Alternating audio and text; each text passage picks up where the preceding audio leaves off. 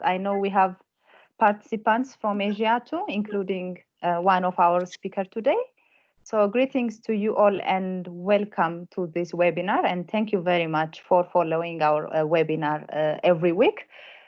My name is Jerusalem Azmerau from UNESCO ICBA, and I will be moderating this webinar. These series webinars are organized in collaboration with Arigato and different country partners. And it's organized under the theme of peace, resilience building, and prevention of violent extremism through education. This is a project UNESCO ICBA is running in more than 17 countries in Africa since 2017. So the aim of these webinars is to keep and support the progress that countries have achieved so far on the area of peace, resilience building, and prevention of violent extremism, and also to make sure that the COVID pandemic does not affect or reverse the progress that has been achieved so far, as well as to share experiences among partnering countries and beyond on how to better respond for the COVID pandemic in the education sector.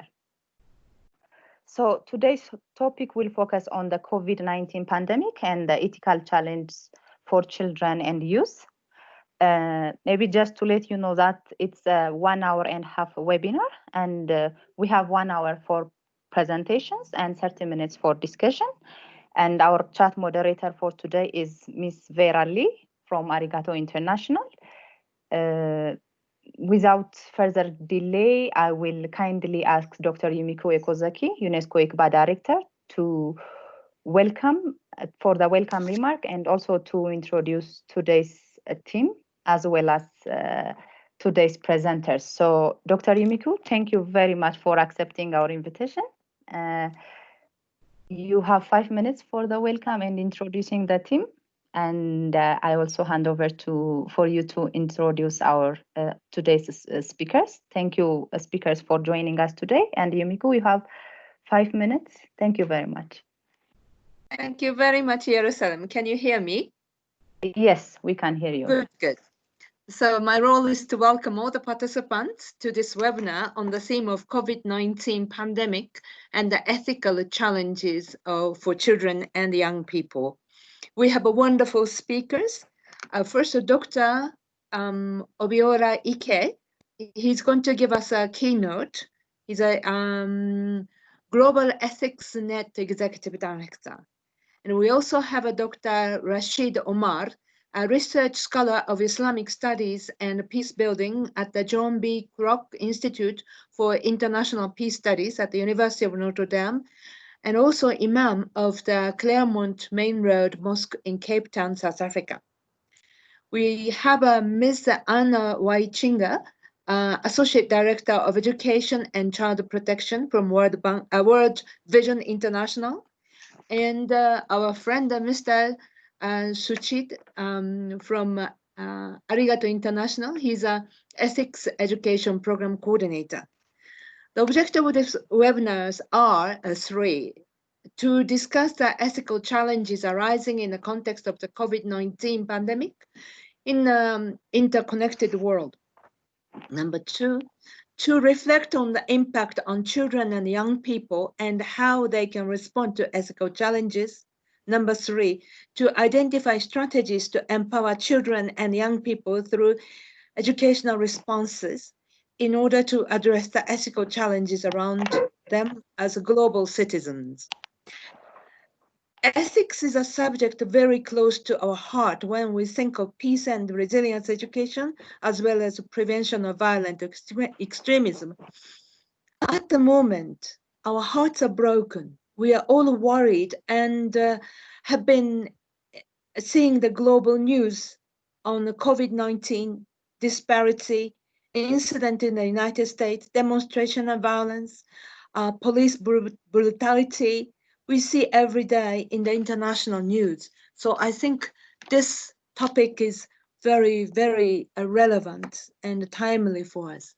When we think of a transformative pedagogy, we have a lot to offer. I believe in the current world, especially now. In the 4 pillars of learning, we would like to focus on learning to live together now, and ethics is an important factor for this. In this webinar, we are not looking at ethics as a philosophy or theory, but the focus is more on ethics as a lens for transformation.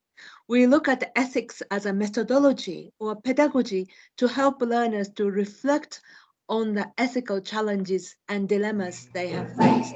We have faced. Reflection is a key word.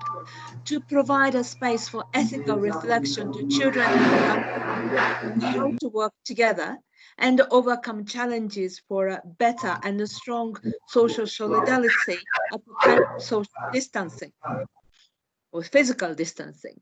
That is much to the African proverb of Ubuntu, how we approach and relate to diversity for solidarity.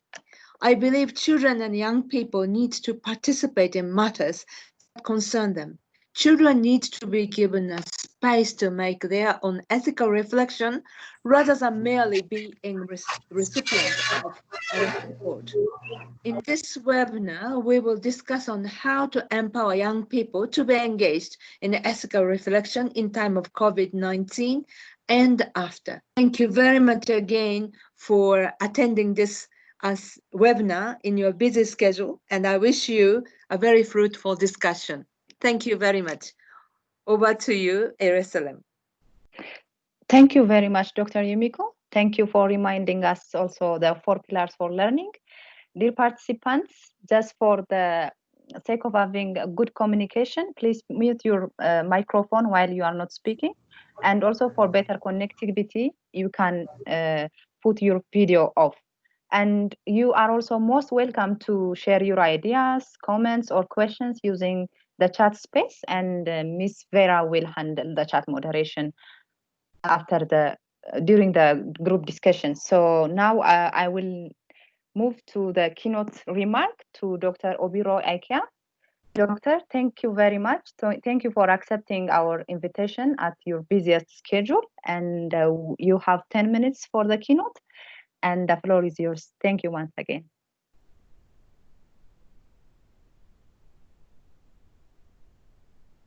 Hello, I think you are on mute, Doctor. We can't hear you. You are on mute.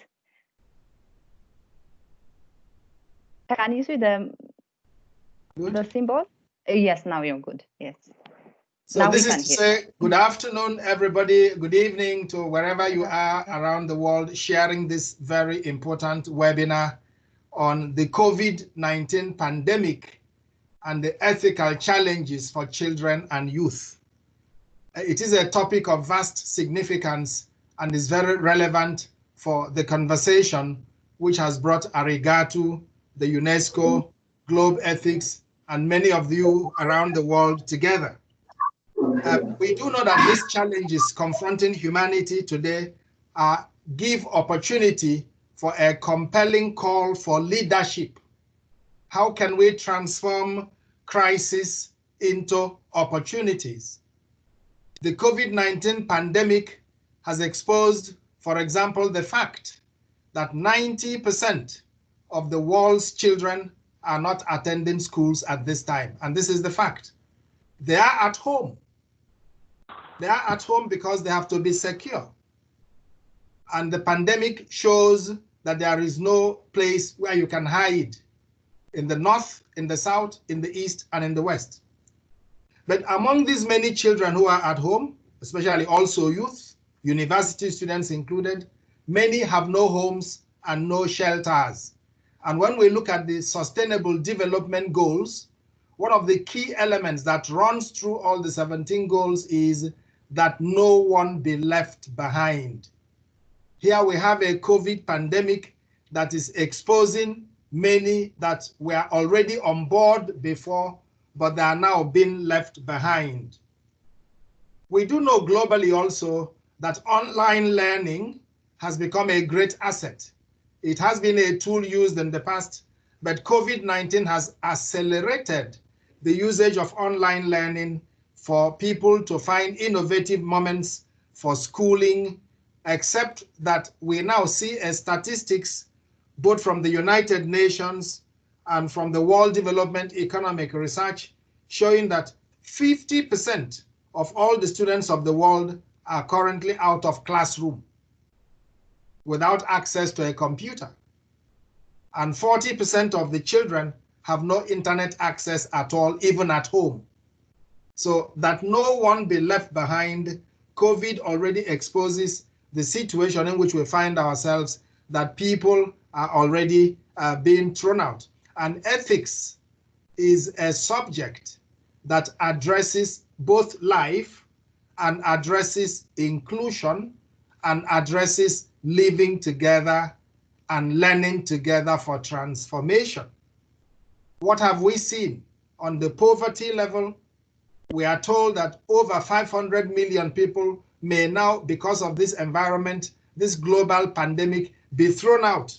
Unemployment, we know, are rising in many countries, even in the most powerful nations, with the US having over 40 million registering as unemployed, and other places are shaking up. We notice also from the tragedies of this environment that violence seems to be increasing. The UNESCO speaker has just mentioned how, for example, on the streets of some countries, people are carrying placards to express anger against even their own governments and their own countries. So this violence is assumed in many forms. I do know that in a country like Nigeria, it even leads to religious extremism. The lockdowns have brought out domestic violence, family violence, political violence, and in some cases, even religious violence. Think about stigmatization. If you have COVID, people run away from you. That's already growing. People are being stigmatized. Think about what we have mentioned concerning the increasing gaps in education and the fear, what fake news also brings about, that many young people today have to find a way, because of social distancing, to rely on the digital information networks, and what consequences it brings in terms of people being fed with news that are out of place and that are not real, and excavating fear, excavating worries, and even depressions of various sorts. And one must also think about cyberbullying, which many children go through. You know, in an era like this, parents have to avoid boredom for their kids. So everybody now depends on gadgets. But what we see through these gadgets are that many children are abused, are depressed, are terrified, are threatened, lies are spread, and so on. So we have, because of the global pandemic, problems globally at many levels, many countries. I mean, whichever way you look at, economic, social, political, religious, and you may count it, even at a time when opportunities exist. Permit me, therefore, to talk about the importance of ethics as a framework for positive transformation. The word is ethics. Ethics deals with the rational component of a human being to do that which is right, because it is right to do so. Ethics helps us to discover a compass, an orientation in life, which makes us find out that which is ought, which has to be done, because it is the right way to go. It empowers people. At globeethics.net in Geneva, a leading global institution, foundation that offers ethics in higher education, we summarize the word ethics exactly from what the keynote and the speaker before me said from UNESCO under 6 key terms. E, standing for empowerment. T, standing for transformation. H, standing for holistic approach. I, for integrity. C, for competence. And S, for sustainability. These are moments of development. These are moments of the SDGs, you want to put it, and all of them are around education. Education is the key to human development. Education for children, education for the youth, education for the university students, education for their teachers and institutions. Education is that moment where we are all being shaped as learners to have an environment where we could be made strong, to provide that which serves life. A conference of this nature, looking at COVID-19 and the potentials it gives to education, reminds us exactly that education will be empty, completely empty, full of vacuum without the ethical component. And the ethical component is the life factor that education brings with it. Education for service, education for collaboration, education that allows inclusion, education for the common good, education that takes care of those who are vulnerable, education that listens, education that shares. So it is values-oriented education. Globe Ethics has brought out a lot of learning resources, a very large library, publication materials, a strong dynamic, or even on the online platforms that try to equip the teacher, the Minister of Education, the student, and all the children who may be profiting from it with those resources necessary. I can only wish today's discussion the light and the energy and the honesty with which we would look at what's happening globally. When there is a tragedy or a crisis, it comes out with an opportunity.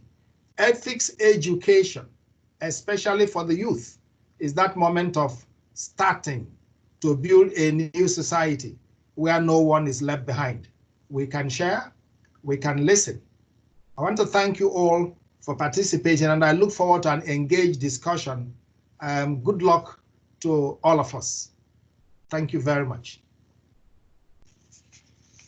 Thank you very much, Doctor. Thank you for letting your presentation on the ethical challenge, and especially how the fake news are invading the minds of the young people and the fear among the young people in a time of social distancing, and the importance of ethics for transformation. This is really interesting to learn about the empowerment, transformation, the holistic approach in the equity, competency, and sustainability, which is, I think, will need that its own time to be entertained more. And thank you very much once again, Doctor. And now I will invite panelists in order for their presentation, and I will invite Dr. Rashid Omar. Dr. Rashid, thank you very much, and it's really a pleasure to have you in this webinar, and we are really looking forward to learn, to listen your experience also. And Dr. Rashid, the floor is yours, and you have 10 minutes, and I will alert you when 2 minutes are remaining. And colleagues, please make sure you use this chat space very well. You can send your comments, questions using the chat space, and we'll try to entertain it later as much as we can. And thank you for muting your microphones and the videos off when you don't speak. Thank you very much. And Doctor, the floor is yours. Thank you. Greetings of peace from Cape Town, South Africa. The coronavirus COVID-19 pandemic is making manifest and laying bare what we in peace studies call structural violence. This latent form of violence is less dramatic and often works slowly, eroding ethico-moral values such as the affirmation of the human dignity of all people, and eventually eroding human lives.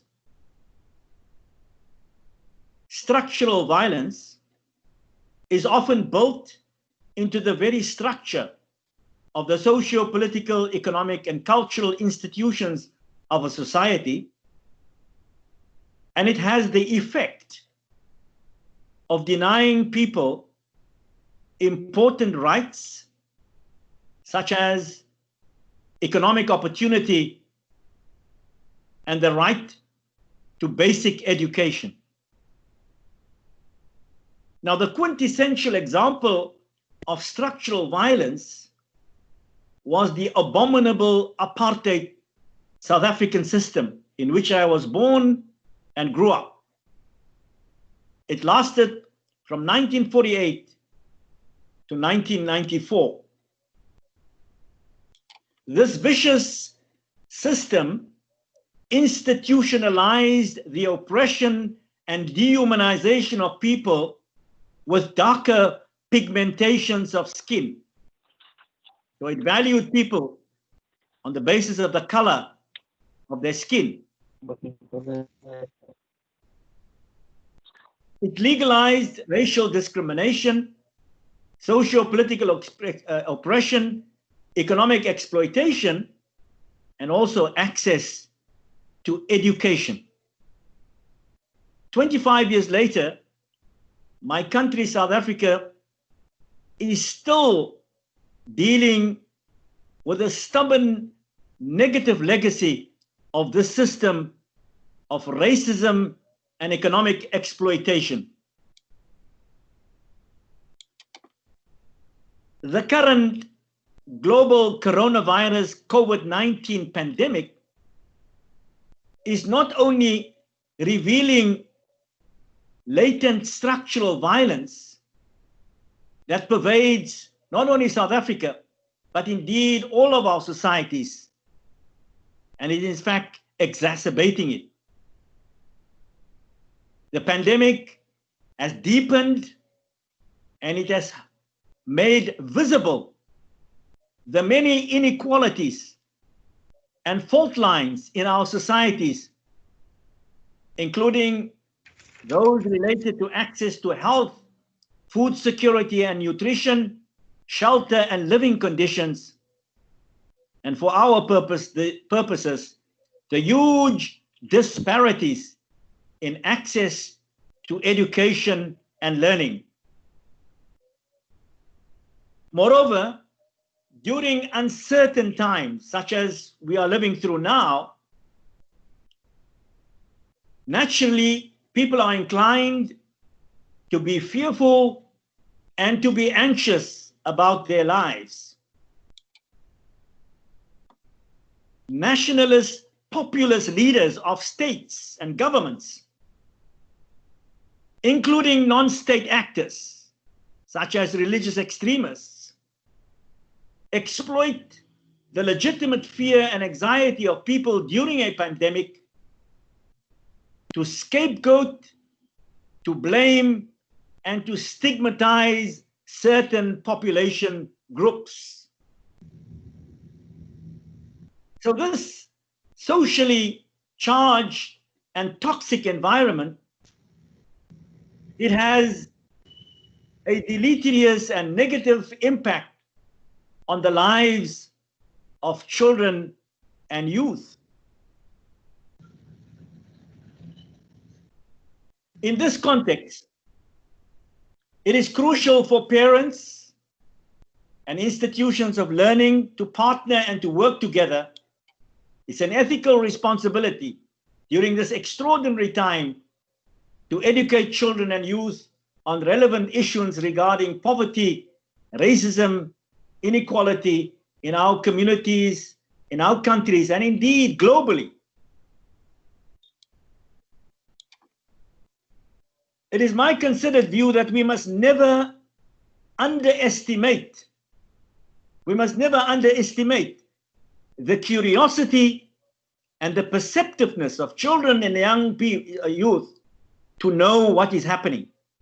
They may not fully understand why it is happening, but they certainly know what is happening because they are living more than anyone else at the cutting edge of reality.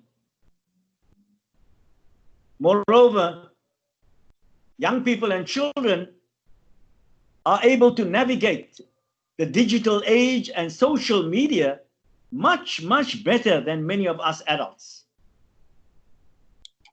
Now, as we have already heard, given the fact that according to some estimates close to 90%, and you can maybe put it lower than that, but many young learners are currently not attending schools because of the lockdown. So this is a good opportunity and period for deep reflection about the educational system and especially about schools. It is my considered view, based on my own understanding of Islamic theology, which I believe may be shared by many other religious and philosophical worldviews, that it is the primary responsibility of the parents and not of the state to educate the child. I want to reiterate that. It is the primary responsibility of the parents, not of the state, to educate the child. We would also need to revisit a long-standing but marginalized debate about the popular perception that holds that institutions of schooling is the panacea and will eliminate poverty and inequality and bring prosperity to all who have access to it. Some have for a very long time argued that an honest look at the reality of the impacts of schooling shows that this single institution has, in fact, in some cases, and some may say in many cases, been detrimental to self-sufficient, say, intact egalitarian communities and to people's ways of living, knowing, and being. And it has especially had a negative impact on the mental health of children, and it is damaging to the environment. I would like to suggest, this is not the opportunity, but perhaps we could convene a separate webinar, a discussion and Doctor, debate. You have 3 more minutes. About this controversial but the relevant topic, especially given our current reality. So let me conclude with 5 practical suggestions as to how we may be able to support children to go beyond negative stereotypes of the other that is being promoted not only by religious extremists, but also by state governments, popular nationalists, of othering people based on ethnicity, based on language, based on religion, and any other kind of difference. First, we need to make our children aware of their privilege, that many don't have access to these luxuries. Second, we need to allow them to think critically about ways in which they can help others in their communities and the broader society during this time of a pandemic and even after it. Thirdly, we may consider creating what I would call a thankful or a grateful box. Once a week, they could write something that they are grateful and thankful for during this pandemic and place it into this box. Fourth, we may try to find short stories and books to read that have positive messages about embracing the other, no matter who and the other may be, as a part of the self. And last but not least, we need to have just casual conversations with our children to hear and to listen to their thoughts about being different to that of their friends. And I'm sure that we will be pleasantly surprised of how perceptive young people are. So in conclusion, I am optimistic and I am hopeful that many children will be inspired and they will be enriched by this very distinctive period in human history to fashion a more compassionate and a just world order. Thank you for your patience with me. Thank you very much, Doctor. You are just on time.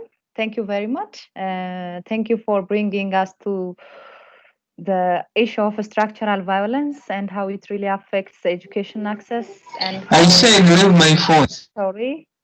Yes. So how it affects the well-being of the children and the youth.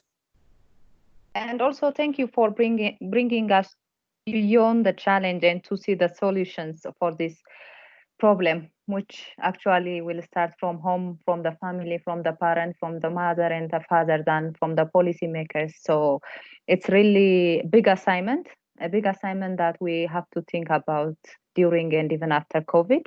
And thank you for recognizing and for making the child at the center of this process. So thank you very much, Dr. Rashid. And without any delay, I would like to give the floor for Ms.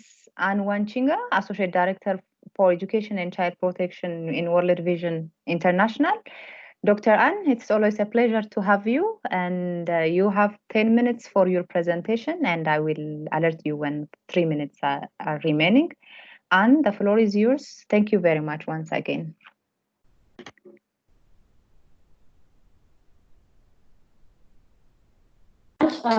Jerusalem.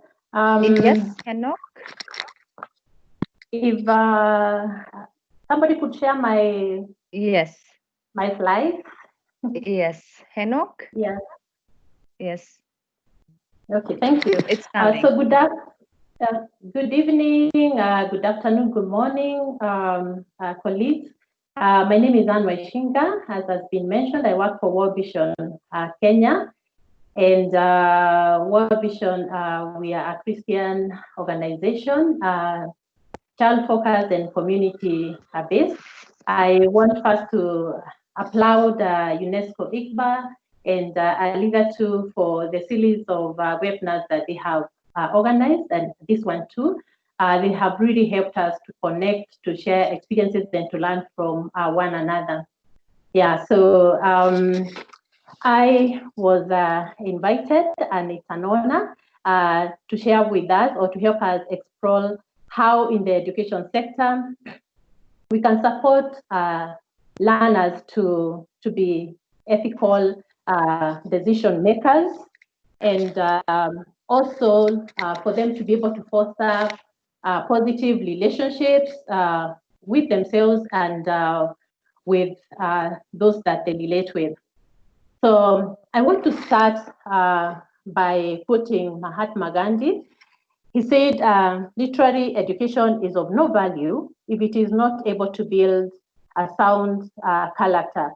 The speakers before me have really talked about the key role that education has in molding our children.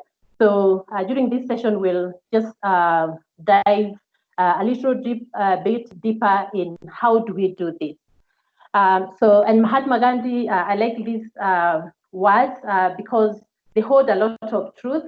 Because a person who is of high intellect but has no, the requisite social skills, they cannot be able to function properly, nor can they be able to self-actualize. So it is true that education should target both the mind and the heart. So the question that we are asking here is, how do we ensure our education systems mold our learners into ethical beings? Dr. Ali has already talked about what ethics denotes, and I just looked at ethical, what it means from the Greeks. The Greeks, they defined it as it comes from the word ethos, and the ethos denotes moral character and describes an ethical person as a person with the right, a person's behavior as right in the moral sense, or the behavior that demonstrates truthfulness, fairness, and honesty. So according to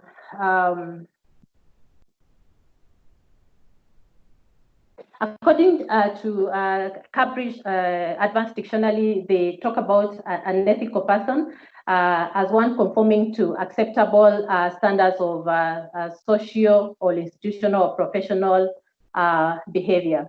Now, for this presentation, I would want to adopt a definition of an ethical student as one who demonstrates progressive adaptability and functionality.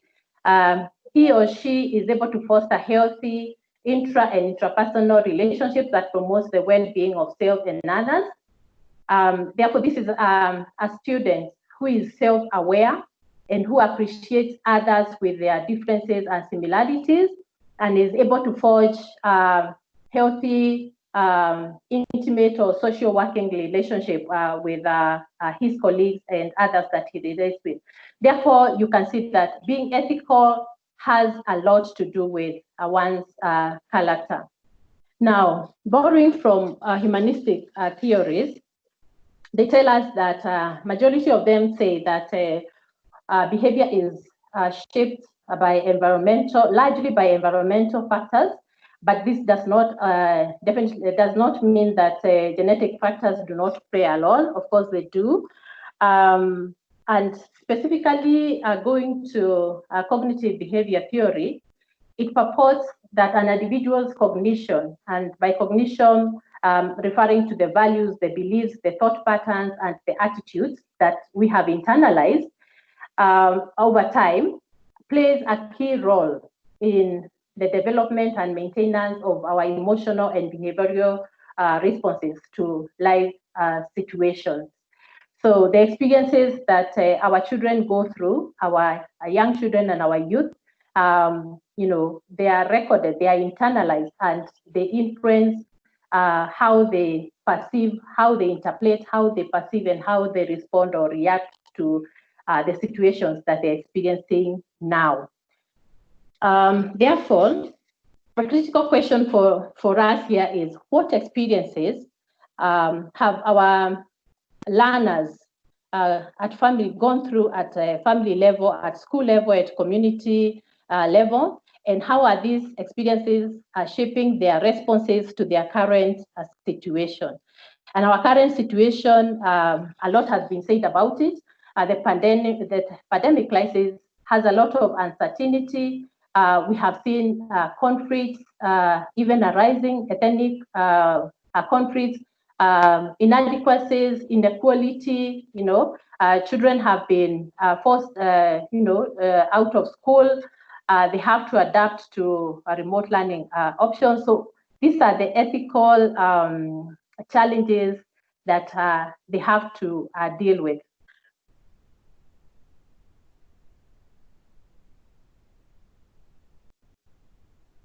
Now, our children definitely acquire these cognitions from agents of socialization, and this being the family, community, faith institutions, social media houses, schools, peers, role models, and significant others. So the school is a very key socialization agent, and therefore, as educators, we have to pay attention to the curriculum, ourselves as teachers, the administration, and the entire school community. How are we impacting on the learners' cognition, the values, the thought patterns that they have, the beliefs that they have, because this determines the way they behave or the way they relate with others. Now, a key area of concern for us is whether our education system are facilitating holistic development of our learners. Are we able to provide them opportunities to reflect on the values that they have, the beliefs that they have, and critically examine them and determine whether they are working for them or they are not, and also provide them opportunities for them to reflect on new knowledge, new skills, and learn the ineffective cognitions and learn new ones. So the question is, are we educating both the mind and the heart? And is there a key focus on values and life skills? Now, what are the key things that we need to look out for to ensure that our schools and our education system is value-based? Because this is the only way we are going to build the character of our learners. One is what I've mentioned, the relevance of the curriculum and adequacy for the physical, cognitive, and socio-emotional development of our learners. And two, the effective integration of life skills and values education, both in the formal curriculum where we have specific subjects. They could be career subjects where we infuse and integrate values and life skills, clubs and other opportunities for our children to participate. What kind of values, what kind of life skills? 3 more minutes. Sorry, Anne, you have 3 minutes. Yeah, and the child support. All right. Okay. And child support systems like child-friendly schools, non-violence promoting schools, etc. And then, of course, role modeling is very key because learners learn more from what we do than what we say. So if there is a disconnect between what we say and what we do, then they will definitely learn. They will definitely do what we do. Now, how can educators promote ethical attitudes and behaviors among learners? One is adequate staff self-care to ensure that educators access responsive support mechanisms. So the key question is, our teachers accessing updates on the COVID-19 situation? Are they getting support on self-management information? Those who are affected, are we able to make necessary referrals and give them the support that they need? Because if the teacher is not supported, then he or she will not be able to support the learner. Then definitely, I know all our countries, even Kenya, we have come up with a very comprehensive COVID-19 response plan. So the question is, does it enlist adequate engagement and participation of all stakeholders, and especially the voices of children? Have they been heard? Have we listened to the issues and how they would want those issues to be responded to? Then teachers are a key resource, and unfortunately in the fragile context and hard to reach areas, teachers have really been disconnected with their learners. And we are saying that it's important we equip them with psychosocial support skills so that they're able to manage themselves and also reach out and support the learners and the caregivers. Then we need to provide safe spaces for learners where they can freely express their feelings, experiences, and thoughts. And the question that we ask here is, are we as educators a safe space for the learners? Can they be able to reach out to us and talk to us, in confidence? So teachers can maintain contact through the digital space, cell phones, radio, TV. We can facilitate them to have some radio talk, talks, to participate in radio talks on TV or on radio or TV. And then, of course, safe face-to-face sessions where social distance is maintained. In areas where we have displacement, we can establish child-friendly spaces so that our learners, again, can be able to have that safe space. Individualized and inclusive remote learning activities and that have a focus on holistic development of the child need to be adopted. I know our governments have really given it the best shot, but we need to make it more inclusive and more child focused. Sorry, I know I am a bad timekeeper, but I give you 2 more minutes to conclude. Okay, thank you so much. Just about there. Yeah. Okay. Thank you. And then we need to provide children with platforms to air their opinions and make recommendations to the challenges facing them. So like in World Vision, every week we conduct a survey to collect children's views on how they're being affected by COVID and the response that they are receiving so that we can be able to integrate these views in our response.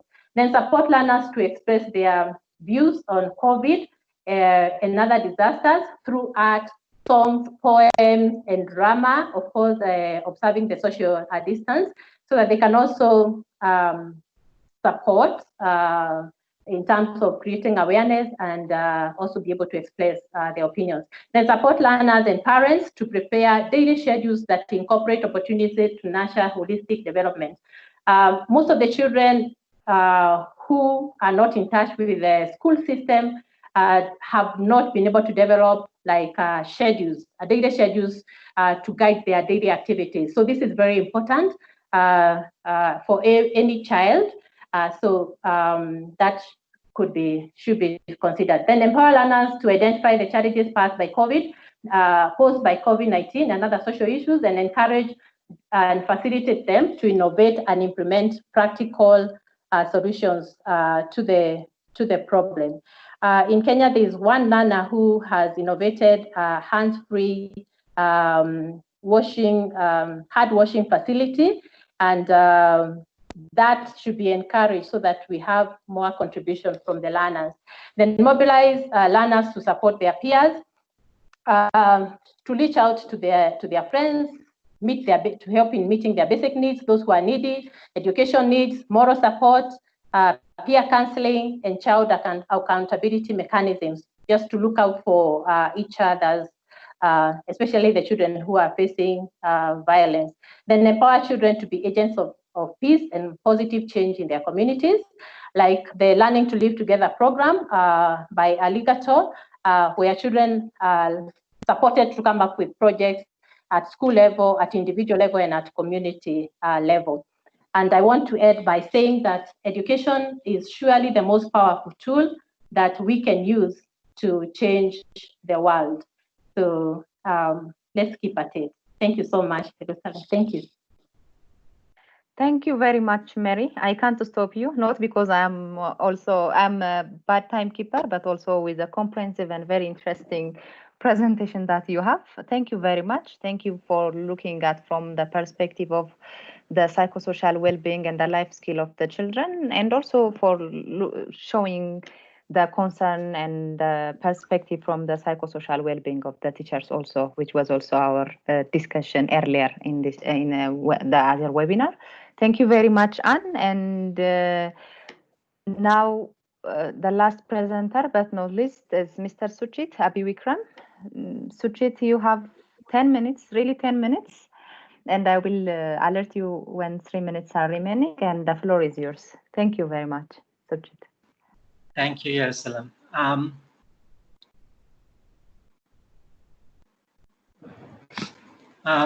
Thank you, everyone. A wonderful conversation to be part of, and I look forward to building on what the other speakers have said.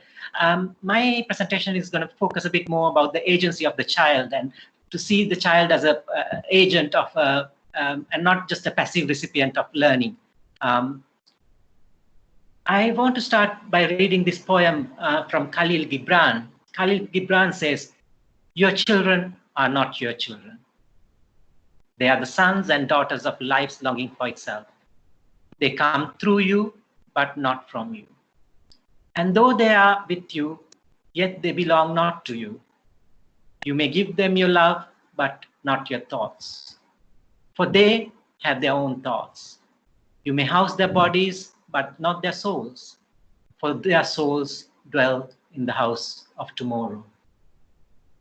Who is this child? Who is this children that we talk about? I think it's very important to understand and look at how we look at and engage with children. Many religious traditions, many cultural traditions highlight children as being the more purer form of a human being. And in fact, they actually say, take your guidance from the children, look at them and learn. So in this time of crisis, can we look at our children and learn from them, and not just to think that we are teaching them? We need to really do that in moments of crisis, learn from how the children, what the children can teach us. Crucial to the agency of children is the participation. I think participation, we tend to look at participation as something sometimes almost out of charity we award to people. We give them the opportunity. We give them something to benefit from. But in fact, participation is a right that people have.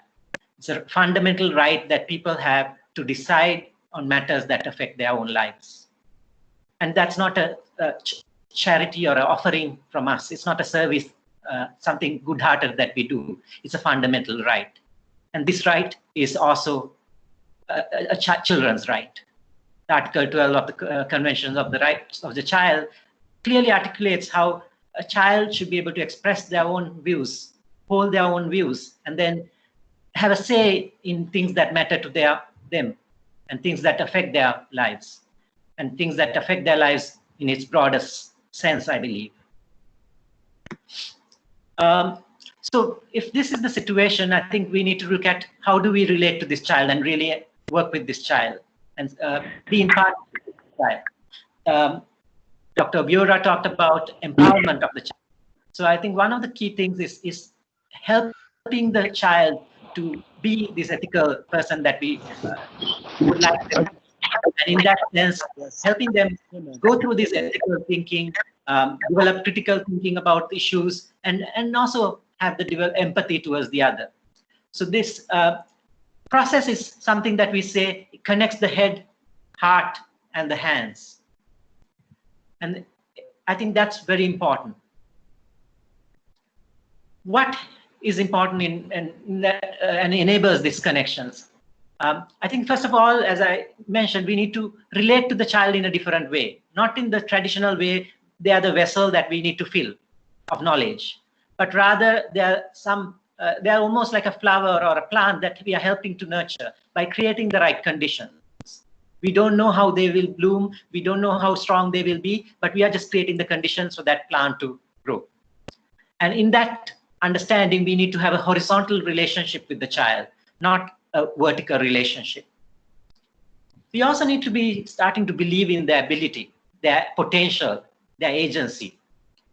Most often than not, when children, especially from vulnerable communities, if they find somebody who believes in them in their life, they start to achieve something more. And in return, if there is nobody who believes in them, we know that children don't aspire, don't inspire themselves. We also need to make sure that whatever the learning environment, whether it's at home, whether it's in the community, whether it's in school, all of these are safe spaces where they feel comfortable to engage and learn. If somebody is in survival mode, they are not ready to learn. So it's very important. We create truly safe spaces where meaningful conversations can happen. You're not afraid of being judged by the other. You are comfortable to be yourself.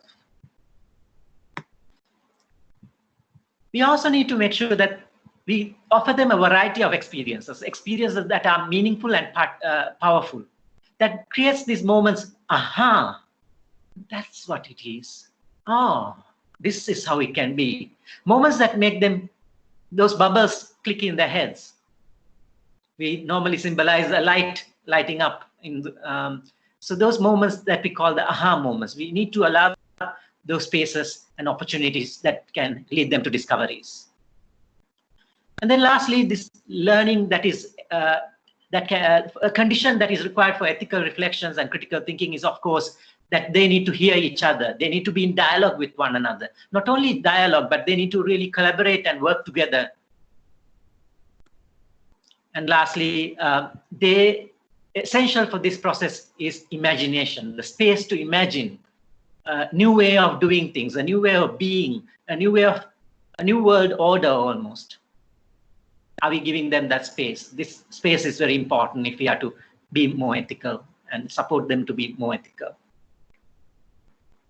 So if we have sort of empowered them, we have built their capacity to, in terms of being critical thinking and being more empathetic, etc., then we also need to take them further to really identify what are these challenges that are around us.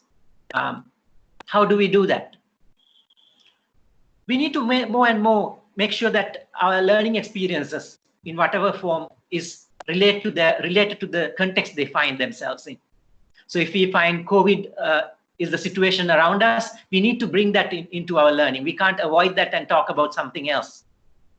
We can't be just calculating mathematics when we have people being affected by a pandemic. We need to really talk about that as well. So we need to make meaningful connection to the reality and what is currently happening in our world. We need to also make sure that they get to opportunity to interact with people from different points of view, hear different voices, not only from their own social circles, but from also other backgrounds and other social circles, other ethnic group, other religious group. So they start to be able to understand what is the challenge those communities are facing that is maybe different to the challenges I am facing. We need to also engage them as whole persons in this process, whole persons with head, heart, and hands. I often ask educators, have you ever been asked, have you as an educator, when you were a child, ever been asked, how did you feel in your schools? We often ask children, what do you think? We never ask them, how do you feel? I think we need to ask those questions. We need to ask those questions and give them the space to express their emotions, especially when things are so uncomfortable and we are in this confusing situation related to the pandemic. We need to be open to engage and express emotions. We also need to move from the simplistic narratives and engage them in more complex narrative of what is happening around us. No, this is not because something happened in China and then we are all caught up in one problem. No, we need to offer them more complex narrative of what is happening and why is it happening. The bat can't in China or whatever narratives that are being put out by popular media, they are too simplistic to actually help them understand the holistic nature of what is going on around them. So there is many. 3 minutes. Thank you, Yeru. There's many issues that already, ethical demands that already the speakers have highlighted. But my question is, how do we really support them to reflect on this? So hygiene and social distancing, how do we help them to understand the ethical responsibility in that? Caring for the vulnerable, we know the elderly have been one of the most vulnerable groups, or those with existing health conditions have been most vulnerable groups for the pandemic. So what do we do about those people? How can we encourage them to look at the older generations and what is their responsibility to care for those older generations, those who are more vulnerable? If you have a grandparent at home, how do you make sure your own self-distancing to ensure that your grandparent is protected? We also need to look at positive relationships. We see strained relationships in families and homes because of this lockdown situation where everybody has been locked down in a limited space for 24/7. We need to really bring back nurturing relationships in our lives and nurturing communities. Sometimes only this lockdown has allowed us to know who our neighbors are. I think we need to really embrace relationships and communities as a root, as a basis of who we are. Domestic violence, poverty, inequality, stigma, all of these are crucial issues to address. When we have online learning happening, when one of or two of our classroom members don't join us to that online lesson, do we just ignore them and go through? Or do we talk about why are they not able to join us in this class? The fact that they don't have access to internet, they don't have access to the privileges that we enjoy. Do we make that a point of discussion in the classroom, opportunity to learn and to reflect on what is ethical? Lastly, I want to then move from identifying the ethical issues towards how do we respond to these ethical issues? How do we really see children as agents of change in our communities, of doing things differently? We need to make sure that children are given the space to come up with ideas how they can respond to these challenges. We can help them make connections without taking away those ownership of their ideas and really help them shape ideas that are sustainable, that are holistic, that as we talked about earlier. We also need to help them organize themselves by either creating teams or dividing the tasks and prioritizing what needs to happen. We need to be able to help them organize themselves in this process. We also need to help them connect with different stakeholders, the community, the parents, and get their support to implement the ideas that they have in terms of what they think can be done. And we, of course, need to continuously accompany them in this journey, being available as mentors and coaches to whenever they face challenges. All in all, I highlight that helping children go through a process of ethical empowerment, understanding the ethical demands on them, and then responding to them as agents of positive change is what we call a praxis. It is not that suddenly this will start to work. It's almost a growing process, but we need to open up this process. We need to help create the theoretical or the reflections in the classroom, in the learning environments, and then ask them to go and take action on those. Then come back and talk about how did that go? What can we learn from that, trying to address these issues? What can we do next at a larger scale, at a more impactful way? So it's almost like a spiral that continues to grow, continuing to empower the child and the learner. So I thank you. I think again, the final highlight of this is to recognize that children are agents of change. The world that they will live into, the world from 50 years from now we will not live into. So the creation of the new world order, the creation of the new world 50 years from now, we need to entrust them and give them the space and opportunity to create that world from now on. Thank you very much. Thank you very much, Suchit.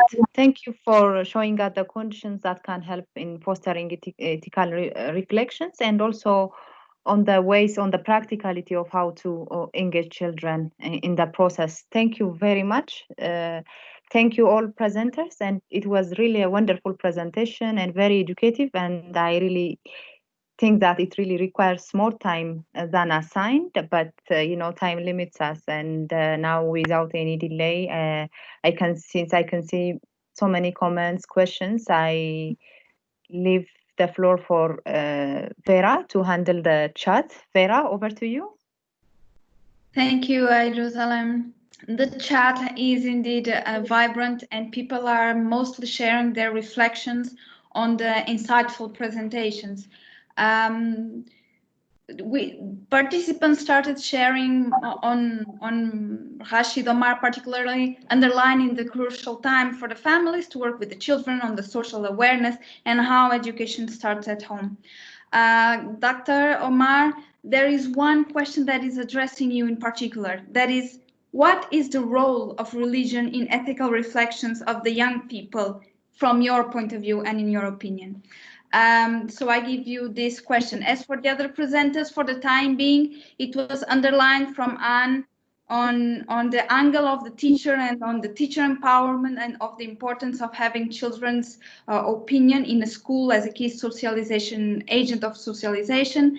And on Suchit's presentation, it was underlined this need for this authentic learning for the children, not only to learn the theory, but to be able to apply it into the real-time situation, supporting the critical thinking of the child. So for the time being, I invite Dr. Rashid Omar to share his views on the question, and I invite and encourage participants to pose any other questions that they may have regarding the other participants, so we can still address while we have some time. Dr. Rashid Omar, over to you. Thank you very much, and thank you for that very insightful question. I think that religion has a very critical role in ethical reflection. Religion in and of itself claims to be, ethical. So it's very, very important. Though I should also add that religion is not only the only worldview and philosophy that instills ethics. Sometimes religious folks are, thinking that they themselves have the monopoly about ethics. I have come across many people who are not religious, and they are very ethical in terms of their character, in terms of their interaction with others. So coming back to the point, I think religion has a very critical role in ethical reflection. Sadly, however, I should say that often religion engenders narrow bigotry, superiority over other religions. And that for me is what I would want to call bad religion.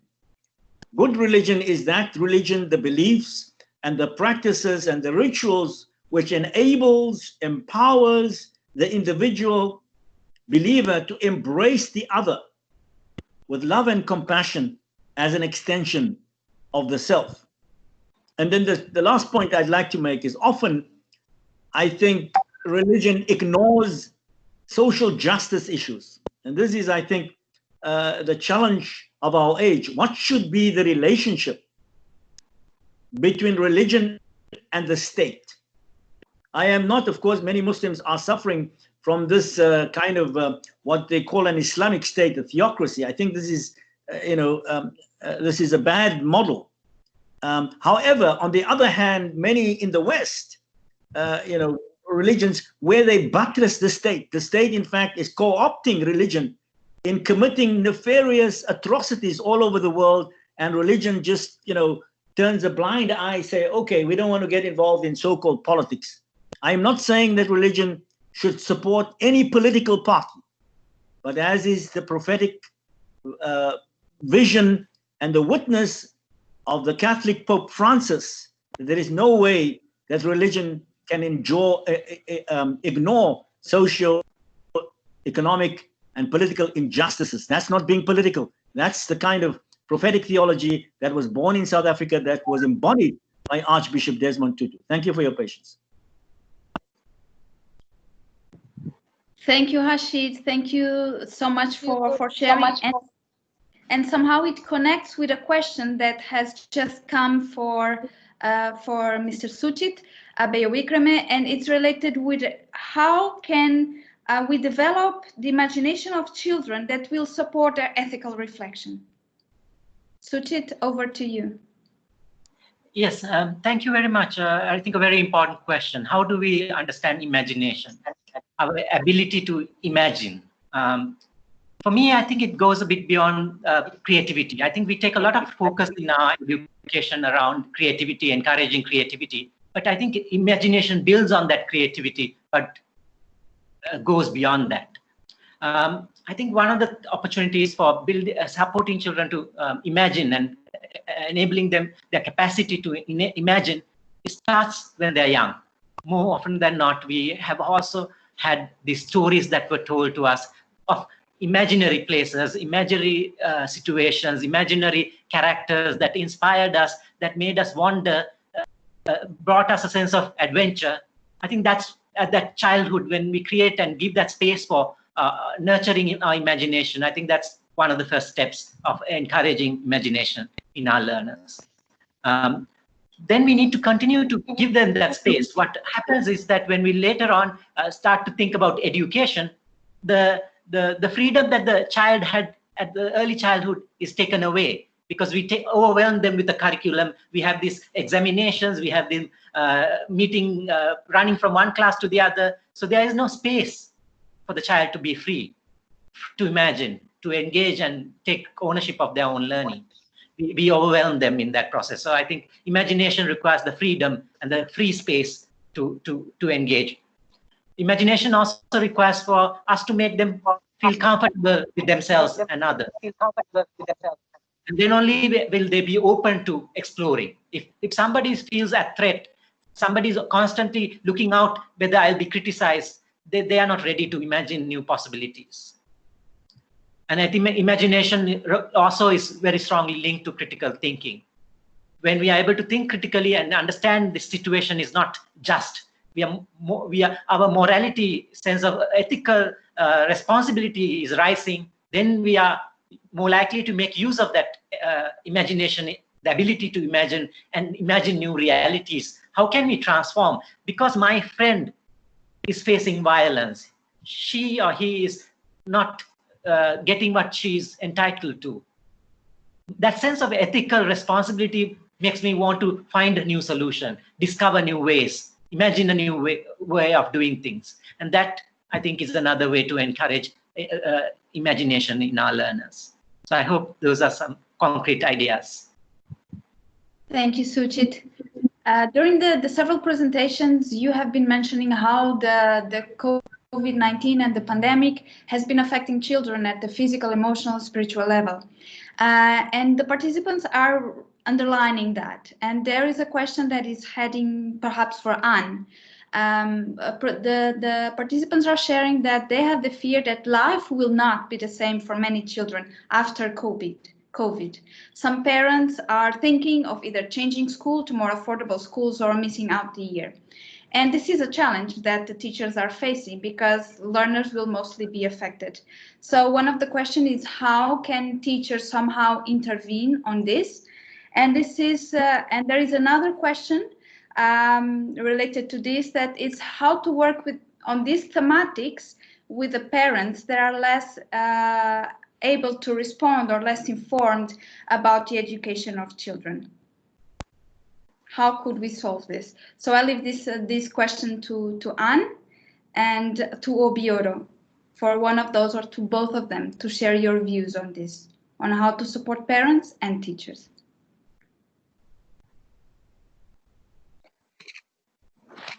Thank you so much, Bella, and thank you so much for the questions. Let me start with the question on the impact of COVID-19 pandemic on children. And I agree with the person who has posed this question because definitely children are being affected in a negative way. You know, learning has been disrupted, livelihoods have been disrupted. Some families are not even able to place a meal on the table.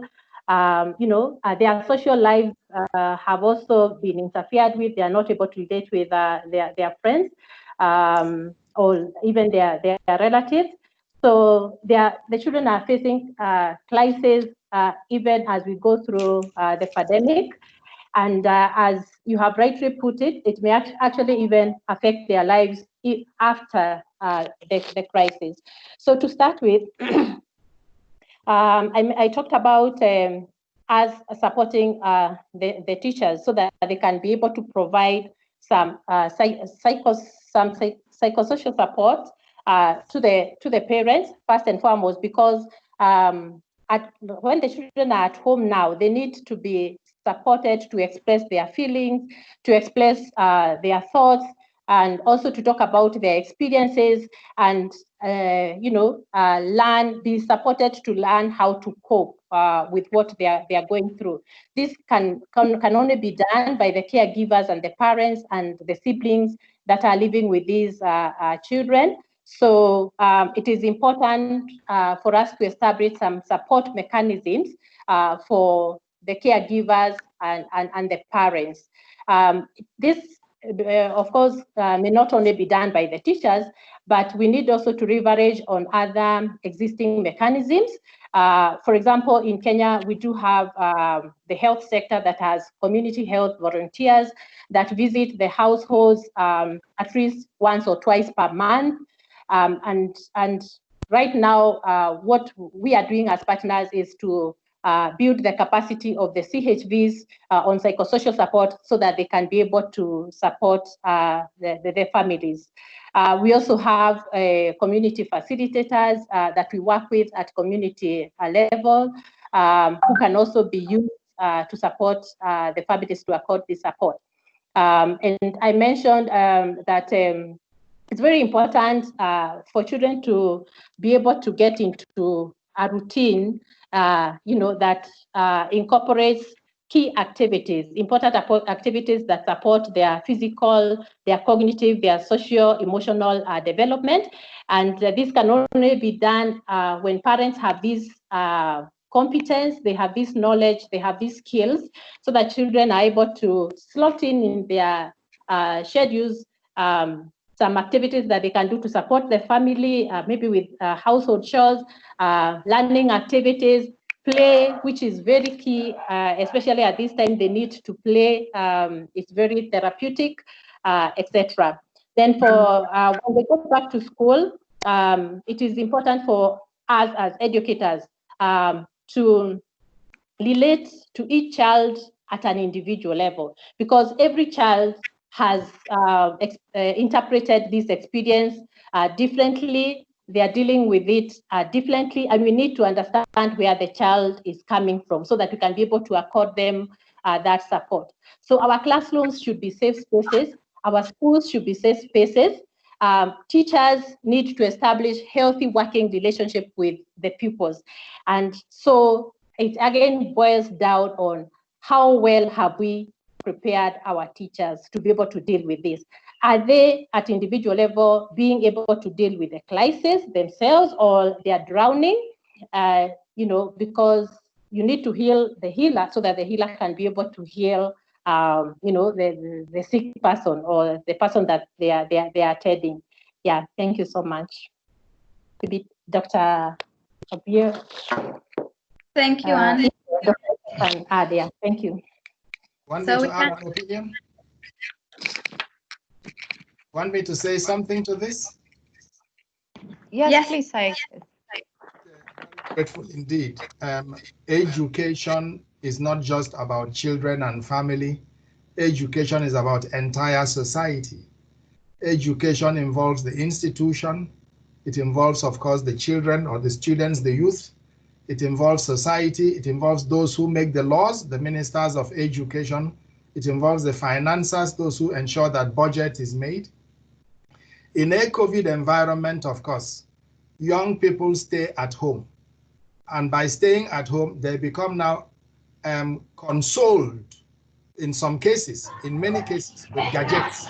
So the biggest threat for young people is what you call the consequence of home-based learning. When you learn at home, there are consequences without parental care. So parents need to be around. I mentioned already when I spoke about cyberbullying, which a lot of young people go through. But this thing about home-based learning and constant use of video calls and video chats to escape boredom, they can lead to addiction. They can even lead to dependence on the gadgets. So how do parents cope with that? A psychological problem develops whereby even health-related issues linked to online come up. So guardians and parental nearness is very important. I've mentioned earlier that cyberbullying, they don't want to say it because you remove telephone from them, so they suffer it all through. So there is need for constant watch. But above all, just one more point, in this period of a COVID challenge, where ethics is much more desired than ever before, where ethics, which really has to open the space for inclusion, for people to be themselves. What we must find as a compass and orientation is the meeting point, which ethics is, to help designate what is right from what is wrong, what is good from what is bad. And ethics then becomes a service for life, which transmits itself across the various sectors, a service for life, whether it is in the law or in governance structures or in technology or even in education, as we are discussing, or in health issues or in production or in science, ethics being carried all into or in professions or in youth, in family, in cultures. This is the ethical component. So a topic like post-COVID, what are ethical challenges? How can we really raise them up to translate and transform society? It means knowing that which ethics is all the time, keeping it before us, and then trying to apply it in the family, especially in the education of children. But resources in globe ethics already exist. Resources and a lot of research work globally, but resources in the library, in the publications, in methodologies, pedagogical newnesses, innovative ideas, they already exist. So it's just tapping into what is. And I will encourage our friends to really, especially those who are educators, also from the UNESCO and others, to visit the globeethics.net website and see what is there that offers you the solutions, or at least the guide, the kits you need for this kind of situation. We cannot tolerate a world where we reach so far and COVID disrupted everything.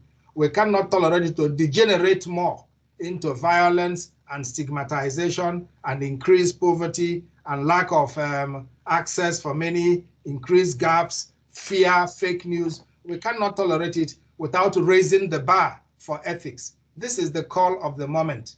And that's why Arigato is putting it in the center. Let us look at ethics and we have a compass. We have an orientation. We can then move along the right path. And raising it means constant dialogue. Doctor, Education is not sorry, something can you summarize it, please, personal. so that we can take the second round? Because Yes, lots of questions are coming. And it's coming to you, so can you summarize and have the last round of the questions? Thank you. Thank you very much. Thank you. And as Ayush was saying, there are a few other questions coming towards you, Dr. Obiora. And one of them is a reflection on how the African values can contribute to the young people's ethical reflection. In the traditional society, children and young people are often not heard, but the world is changing. So the question is, if you could give us some insight on how young people could be more empowered while respecting the tradition.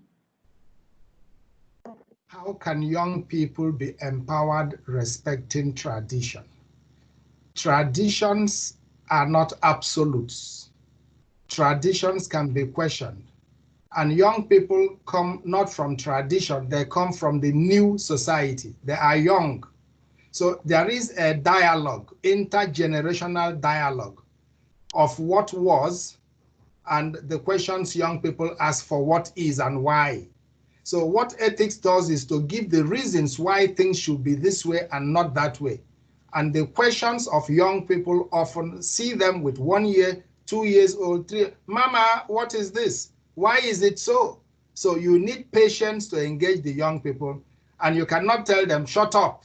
That's the way it was. You must explain. And that is why the rational impact in ethical language is important. You have to find the reason for why something is better than the other. It's an engagement. And ethics in this context means education. And education is imparted best personally. We can use gadgets, we can use online, we can use, but person-to-person communication, why we are social beings, and trust and integrity, because the best education is the education of life. What you do, you show the youth. So adults are also being encouraged to show the good example which convinces and compels the youth to act in a right way. So I do think that the ethical component remains a common, constant, basic need. It's a basic need. It leads us to see how traditions have functioned in the past. It leads us to question traditions in the present. And young people find the required answers, and they must make a free choice, because they might say, I don't accept this, I accept that. And then there's a dynamic in this entire system. But it's a good way to go. And that dialogue of intergenerational is what education is all about, sharing the resources, sharing the knowledge, and sharing it not only in the knowledge, but also, like Suchit said earlier, in the empathy, in the conviction, in the good example, living what we teach, learning to live.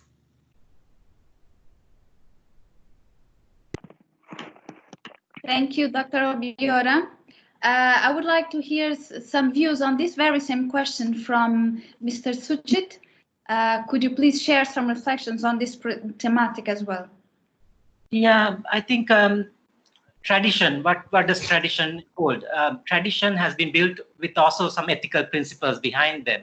I think what sometimes we find it difficult is to reinterpret those principles. So sometimes it's not about just criticizing the tradition, but it's also, and being critical about the tradition is very important. And at the same time, it's also useful. Another strategy is to really look at the essence and the principles behind these traditions. Why did we do it? Not so much what did we do, how did we do, but the why.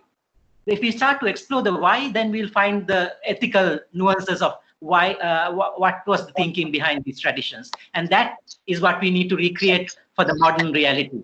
We can reinterpret those principles to what is the reality now. I think that's important to look at tradition. Thank you, Suchit. And during your presentation, you mentioned that the teachers and learners must be connected with the caregivers. And there is a question here on what can be done to children who are completely left out of the formal learning, with no radio, TV, internet, or illiterate parents, and sometimes living in hostile environments. What are some ideas of how we could address this issue that so many children around the world are facing? Thank you, Vera, and thank you also for the question. It is true. Actually, some survey carried out in Kenya recently showed that more than 62% of our learners are not actually accessing the remote learning options that have been provided by government. We have a serious challenge of the digital divide. Many homes do not have the digital gadgets. Many homes do not have radios to access the radio programs. And therefore, it has come a time for us to seriously think about offline learning options. How do we make sure that we link up students or learners and their teachers while maintaining social distance or the other safety measures that have been provided by government. This is something that we as partners we are working on so that learners can at least have some limited support from the teachers, and then empowering the caregivers and parents. I know somebody has talked about the parents being illiterate or semi-illiterate, but supporting them so that they can appreciate their role and the support that they need to give to their learners. And we are saying we come up with ways of reaching out to them through the existing structures, through the CHPs, the local radio stations should be used for messaging so that parents are able to appreciate the role of, to appreciate the remote learning options that are available, to appreciate that they need to guide their learners, to appreciate that they need to be a support system for their children. And then something else that is also coming up is that levels of violence against children have increased. Domestic violence has increased. So again, how do we sustain this conversation so that parents and caregivers are continually enlightened on child protection, on the reporting and referral mechanisms in case a child is abused, or in case there is a GBV, how do they handle those cases? So in a nutshell, one is for such cases, we have to fall back to offline solutions and also use existing mechanisms. And one of the cases that is working very well for us is the local radio stations, where even partners are buying radios, affordable radios for households so that children can be able to access the radio lessons, and also so that parents can be able to get the messages that the awareness education and also the information that they require to support their children. Then also in terms of maintaining that conversation, we are even using loudspeakers. So we get focal persons from the community, they're given loudspeakers and they pass key or critical messages to parents who have no access to these gadgets. Yes, I don't know whether I have answered the question, but that is my contribution. Thank you, Anne. And there are many reflections that continue happening around the chat, particularly on the importance of connecting with the communities, on how schools are integrated in communities. To conclude the second round, there is a reflection that I invite Dr. Rashid to address. And is that the fact that we are discussing ethics means that there are unethical happenings somehow. How do parents and stakeholders integrate the reporting by children of unethical behaviors? What are some of the thoughts that you have, Dr. Rashid, on this, on how parents and stakeholders can integrate the reporting by children of unethical behaviors in assertive ways? Yeah, I think that as I indicated right at the outset, the pandemic has laid bare, it has revealed a lot of the unethical practices, especially the systemic ones. Often we only concentrate on unethical individual behavior, right, which is also important. But individual behavior is also constrained, and it is influenced powerfully by structural conditions and the way in which societies are, structured. So I think we need to hold together both. Of course, we have individual agency, and it's important for each one of us to act ethically and morally. But often we ignore at our own peril the powerful way in which societal structures are in fact